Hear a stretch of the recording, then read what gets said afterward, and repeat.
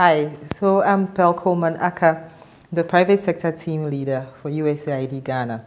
One of my roles is also as project manager for the Advanced 2 program, which is the Agricultural Value Chain Enhancement Development Activity funded by USAID Ghana. So the work of USAID within the agricultural sector is really focused through the Feed the Future initiative. Through this initiative, USAID focuses on improving nutrition and is able to build in the nutrition aspects with improving agriculture, focusing on access to improved incomes for smallholder farmers, and the idea is to alleviate poverty. Through our work also, we intend to work more to improve on trade facilitation and accelerate the growth of high-value exports from Ghana to ensure access to more income, of course, for the country and increase FDI, and also to make sure that we're able to bring competitiveness into the sector.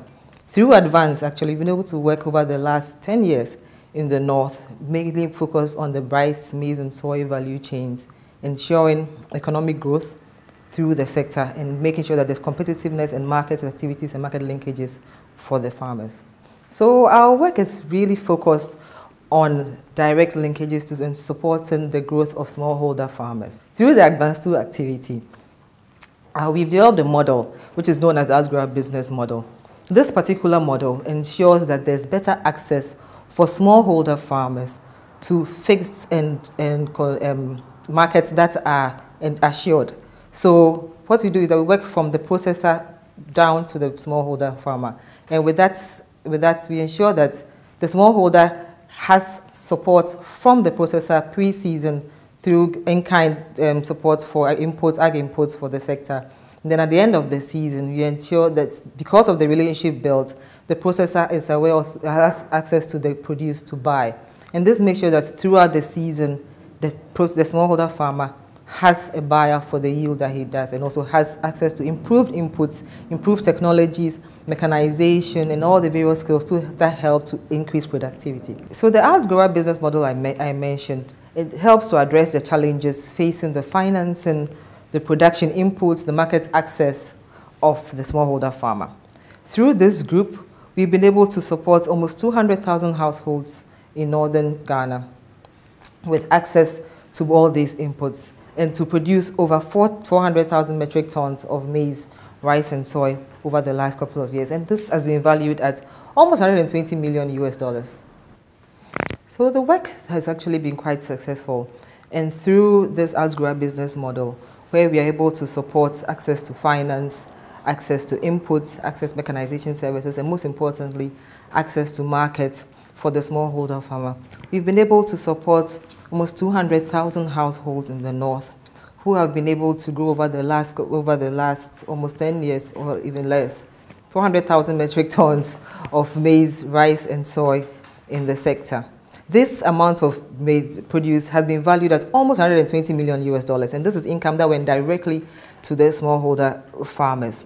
And also, like I said, because of the relationship with the processors, within financing that has been received over the years, it has been leveraged at almost $38 million US. That's from processors, from buyers, within the circle themselves. They've been able to leverage to support the agricultural sector. Most importantly, we work to help with access to finance for the agricultural sector in the North.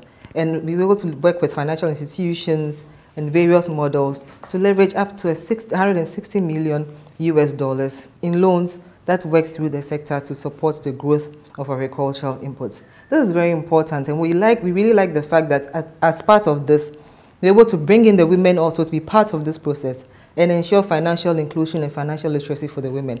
Over 90,000 women have benefited from this, mainly through the village savings and loan associations that we formed across the North. So the pre-harvest event has become a business linkages event, and a marketing and exhibition event, and that is very, very important.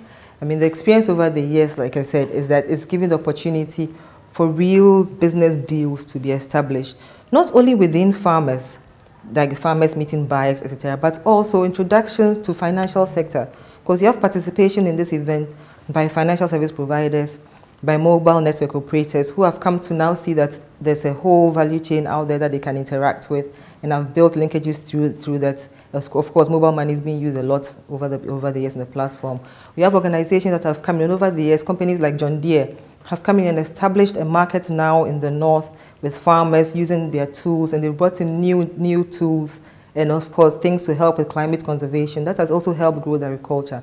Most importantly, over the years, through the innovations and inputs that we've had with this activity, the maize, rice, and soy value chains have grown almost 60 to 100% for them in growth in metric tons for the yield that they get. And so that's, for me, that's the most important. And like I said, deals have been made. And so this event is important to help with the sustainability of agriculture. The pre-harvest event is, I think, has already become a major event within the agricultural calendar. And that needs to remain the same. Like I said, I think until this event was established, we did not have an event that had the opportunity to just discuss the marketing opportunities for agricultural productivity here in Ghana. I mean, over the years, we actually replicated the event also in the South around the same time. But then in the end, we decided to still maintain it internally because we realized that everybody was moving for this major event. And so in the calendar of agricultural cycle here in Ghana, October is an important month. And a meeting to have these discussions, a meeting to have the market, knowing that we can come in and meet our producers on the ground and meet our auxiliary service producers, like I said, financial service, mechanization, input dealers, and know what the harvest is expected and where to come and buy it. It's going to be very important. And I think it's important that because access to market continues to be, it needs to be deepened, this event is very, very important in the sector. The need for the major sector players to interact and have a discussion is even more poignant at this time where we have the COVID-19 pandemic in the world. And this pandemic is affecting the agricultural sector exponentially. Most importantly, what is required now is the innovation and the introduction of digital tools to help to improve the productivity and to help to sustain and maintain the productivity and the work of farmers. This activity over the next couple of years, I see it as an opportunity for these innovations and these discussions to occur so that these opportunities are introduced to the farmers and we can think of ensuring the sustainability of the agricultural sector going forward successfully.